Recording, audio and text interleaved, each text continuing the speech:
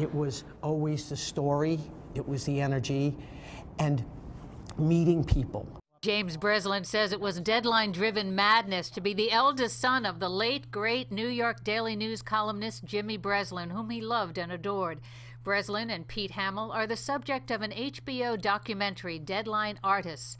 James Breslin gave us a tour of the Daily News building of his youth, which also happens to be the home of Pix 11. And so when you look around here, how many times did you and your brothers and sisters walk through the Daily News building, the Pix 11 building, and, you know, be there with Dad as he's on a big story? Day and night. It was winter, it was summer, it was hot, hot days, freezing cold evenings. Back in the day, I mean, you would buy the paper, see what Jimmy Breslin's saying, you know, Pete Hamill.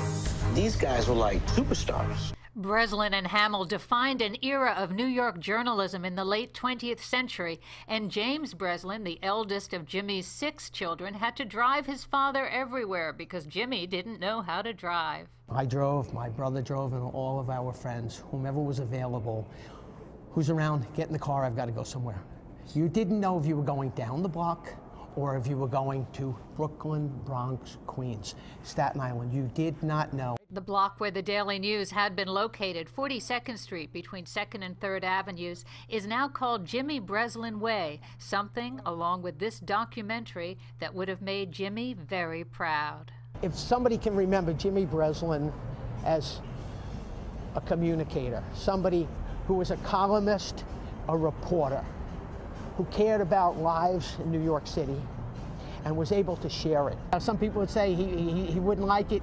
He'd love it. He'd love it. That's the same as a headline.